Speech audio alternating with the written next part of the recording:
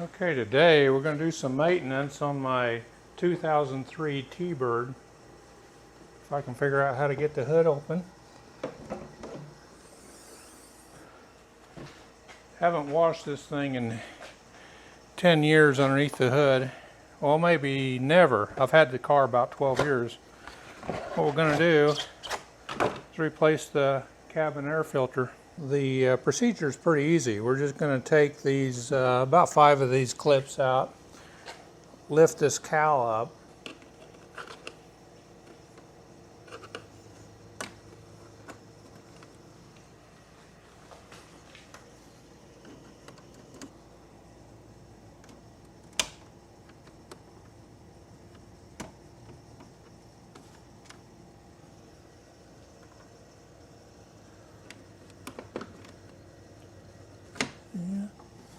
take one more out here. That one's missing a little clip in the middle. I had this thing up earlier, about a month or two ago. Noticed I needed to clean it. There. I just need to feel that. This is what it looks like after 10 years. Yeah, that little hook there. Got to pop this back so it looks a little cleaner on that side. You can compare the difference here. Oops, I actually missed.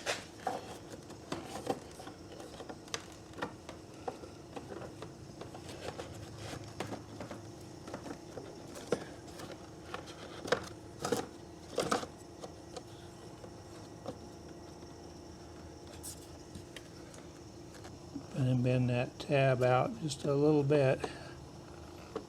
There, you hear it snap. Then I'm going to bend this one down.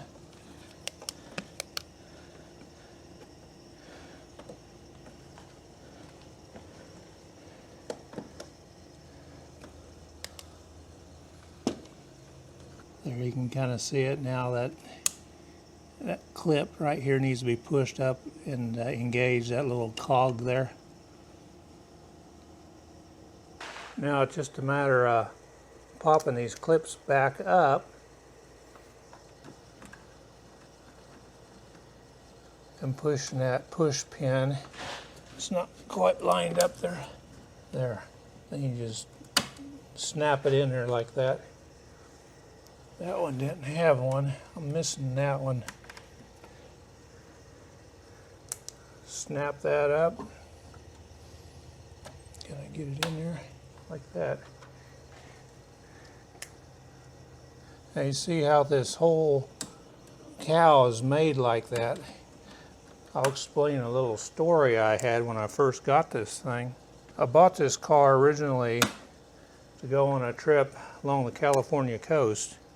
Thought it'd be cool to have a convertible along the California coast. You know, you take some tools with you. Okay, these are the tools I took. Basically, you got a 1/4-inch ratchet with a little extension. And I believe I had some deep well metric sockets. Had a small channel locks. This is a special tool. I actually got it working on tractors years ago. It's for wire clips on radiator or heater hoses. It actually has an International Harvester part number on it. They marketed their own tools, and so this is really made for a wire clip, but it works good on the flat spring clips that are on these cars.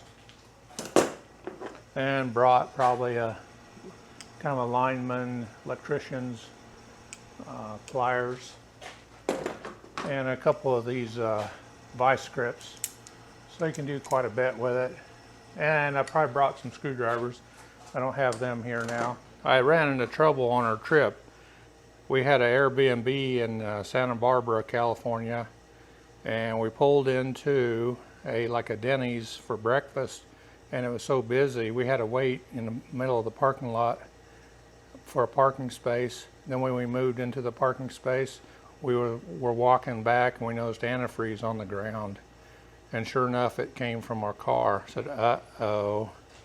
Well, happens to be right back in the corner here. You can barely see it, but it's a plastic coolant reservoir. There's where you'd put the coolant in.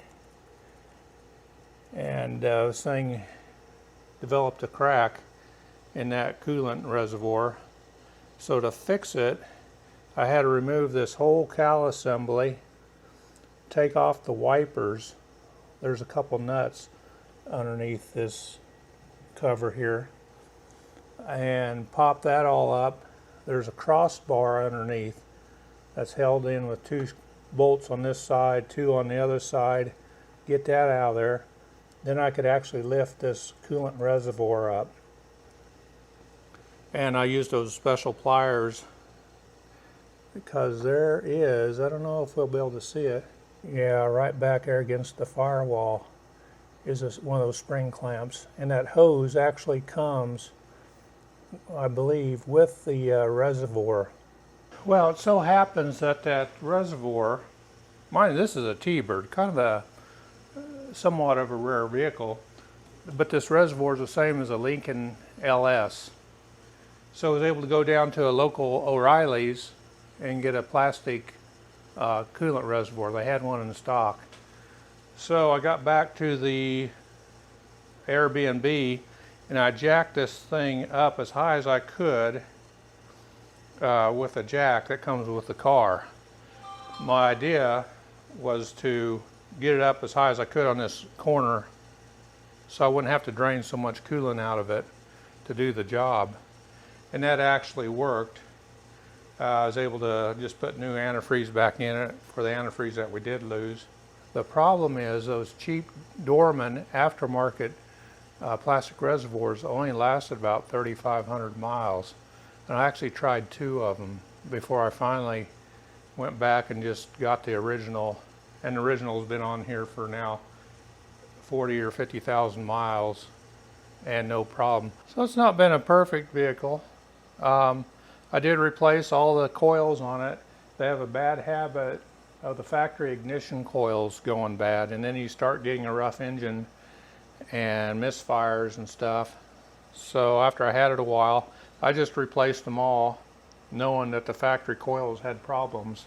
And I got some lifetime warranty ones, but it's a cheap aftermarket coil, but I haven't had any trouble with them. You know, you get a whole set for, at that time, you get a whole set for like 80 bucks, whereas from Motorcraft or Ford, each coil would be about 50. So that gets a little pricey. I did have an oil leak on the underneath, on top of the oil filter adapter.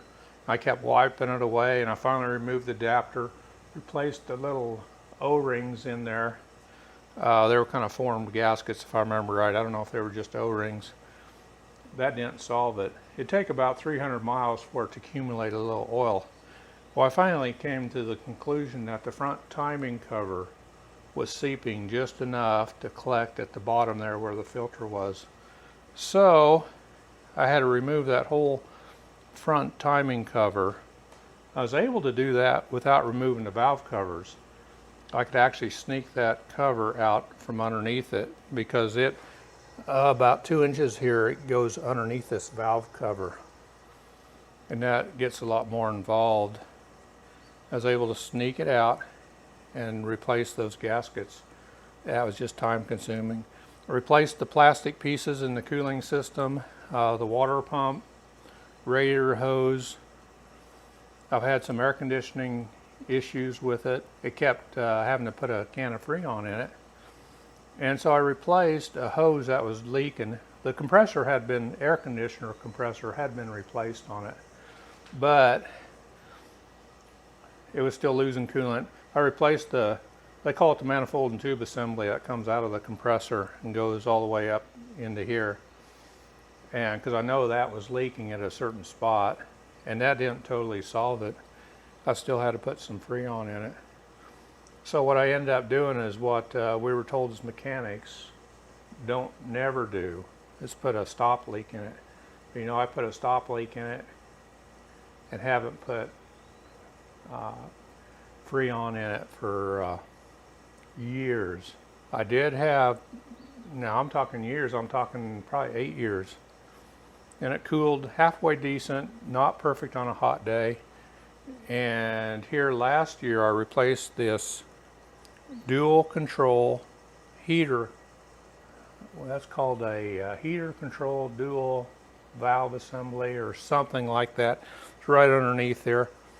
What they do is regulate the heat going through the heater hoses back to the heater core. And that's how you vary the temperature on this HVAC system. And I think some of those valves were getting sticky, not letting the AC cool as well as it could. So after I replaced that, I did add I call it a can of Freon. It's R134. And that was last year, and it's still working. It was low then, I will admit that.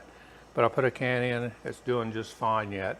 If you notice here on the front of this valve cover, there's a solenoid here. And I kept getting, this would fill up with oil. Well, you replace this little seal here. They just pop out with a screwdriver. But that didn't solve it. I ended up replacing this solenoid. It's the variable cam solenoid that controls the variable timing of the camshaft. To do that, you have to remove the valve cover.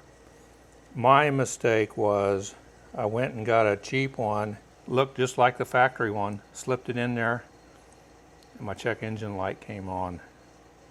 I had to do the whole job again. I was able to save the valve cover gasket I just put on it, but I put a Ford control solenoid back on it here, and that solved my problem. No more leaks, no more codes, no more check engine light. I have had to put a EGR valve on it, and I do get once in a while a check engine light. There's a fuel pressure sensor. I have replaced it, but it gives a code for that still. I don't know if I got an intermittent wire. When I hook a scanner up to it, I can never find anything intermittent about it. So I don't know what that's all about. They got a little plastic nipple that comes out of here, this formed piece, and that broke. You know, goes into this part of the breathing system. Had to put a little brass nipple assembly in here. So got that going. When I got it, I had to turn all the rotors because there was brake pulsation, replaced the pads, and now it's got that was 100,000 when I bought it. Now it's got 151,000 miles. Pads are fine. Just a very little brake pulsation at this point. So I'm not going to do anything with that. I've had to replace the battery once. It's about 5 or 6 years old now. So it's definitely due. About 10 years ago. A little bird poop there. Yeah, I better get that off. This is a common problem. This fabric comes loose from the window, and I can see it's not perfect there anymore. I took it to a upholstery shop, and they re-glued that with a urethane. I had tried probably some epoxy, that doesn't work. Try a urethane. Then there's a seat belt material that comes up along here, kind of helps lift that window up. It had come loose from a crossbar up here, so I had them kind of redo that. But I had to redo what they did here about 5 years ago. Took all this up, and there's a whole bunch of staples up here that go all the way across that determine that this glass fastens to. So this glass is fastened to a fabric, and that fabric is stapled to this crossbar, if I remember right. I had to redo that. So that's not a perfect deal.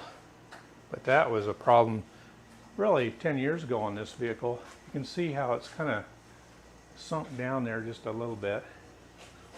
Maybe that's it's not perfect. See how this is almost flush here. But that other side's got a little gap there. Trying to see if you can see that seat belt material goes all the way to the top there. I'm going to reach in there and see if it's loose. Well, surprise, my seat belt material has come loose. You can see my staple right there. It's not holding. It's supposed to be up there, and it's supposed to hold this glass up like that. So we'll have to see what that's going to take. Okay, it's going to be time to repair this convertible. What I have to do is put it in a relaxed position like this, and then get access to these staples.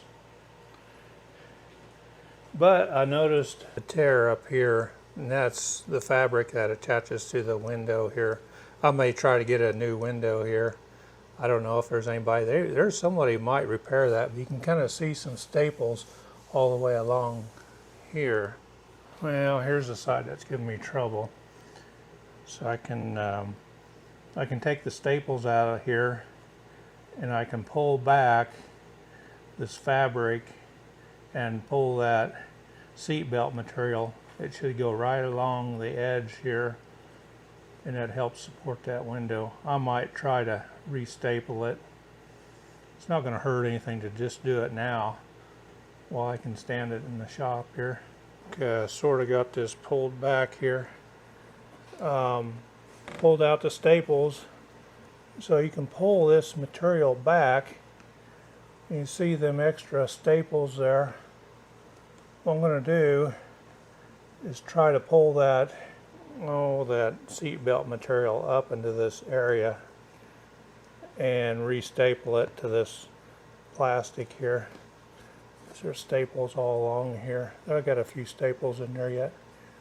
I got one. Here's what I pulled out so far, that many staples. Okay, here you can see there's a seat belt material that goes forward. So I'm going to tap that down to set those staples. Then I'm going to pull through the other material, the seat belt material, staple it right in this area. I want to see if we can get it to hold. The only problem with this approach, I don't have stainless staples. All I've got is, well, I'm not sure what they're called. I'll look them up, but they're not a stainless. But I haven't had any trouble with these rusting, and I don't drive this thing in the wet weather, so I think we'll be fine. Okay, now I got that belt pulled through here. Yeah, I'm just going to lay it. I kind of marked where that old one was, this belt that goes forward. But I decided, well, I'm just going to lay it back on there. I think they double it up right there by the fill on the other side. So I'm just going to staple it right there. See how it pulls up that glass. So I just have to staple it back down. Whoops, and I just lost it. I'm going to have to feed it back through there. I'm going to put a staple through there just to hold it in place, and then get it inside the vehicle, or the top here. Make sure that I didn't twist that. Okay.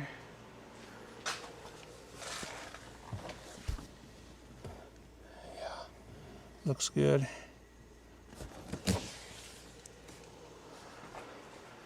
So now, let's just put a bunch of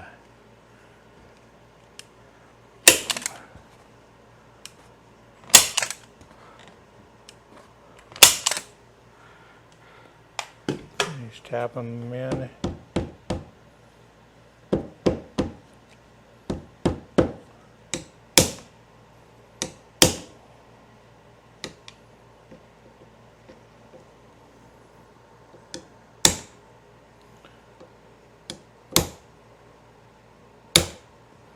Gonna need a little punch, really.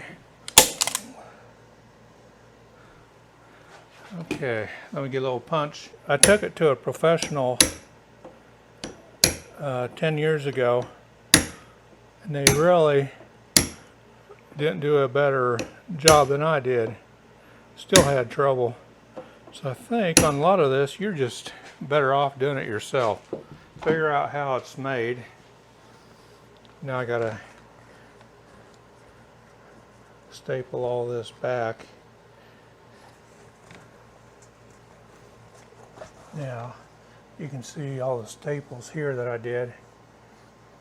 And I've just got a few staples to put in here, I believe.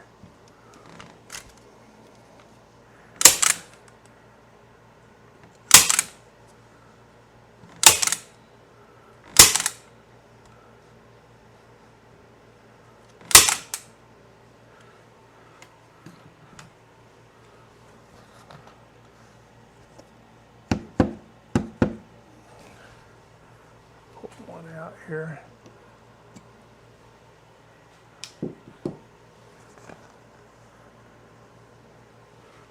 Using a T50 stapler here. Like I said, I don't know the material on these. Probably galvanized.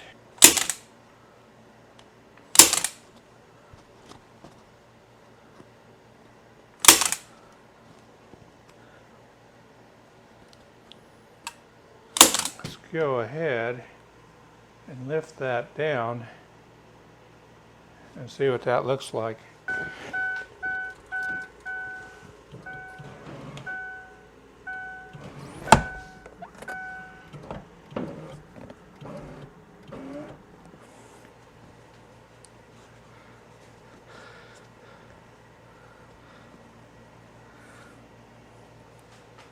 Okay, you can see that strap now. It's just right along here, and it's going to help lift that window up. See, it's not down so far. I don't have this convertible pulled tight yet. Well, I think that'll be okay. I have had trouble with it right here. It wants to get folded back funny when I close the top.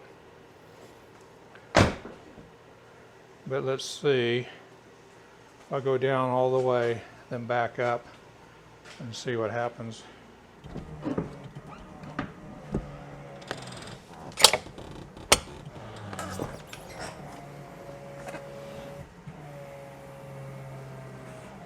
Okay, now let's go up.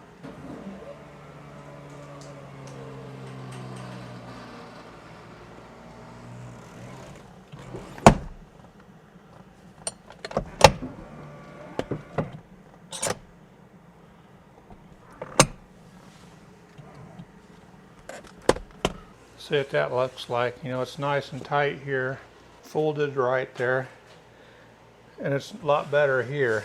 I've got some dirt in there. Disturbed all this. You know, this material realistically was a little bit rotten 10 years ago or 12 years ago when I bought the vehicle, and it survived this long. Yeah, the seat belt material is pulling this glass up. See, you don't have that gap here now. It's kind of helping hold that. It's probably when you go down the road bouncing that it puts a lot of stress on it. But that was a quick and easy fix for just today. So I used to be able to get these glasses, and it included the cloth. Luckily mine hasn't tore along here. Still looking pretty good. It's tight there. It's not tight over there, but well, it looks a lot better here. There's just a little bit of gap here. It's not bad. It's like my window, I need to clean it. But as you can see here, it's not quite laying up against this like it is on the other side, and I'm not sure what's going on there. But at least the window's up and not sagging. That sagging is what tears this in the corner. It could be other parts of this top aren't made right. I do know, and looks like we folded properly here. I do get a little wind noise up in this area, and I've tried to locate it and fix it to no avail. So there you have it. I didn't expect to do any of this today, but that's okay.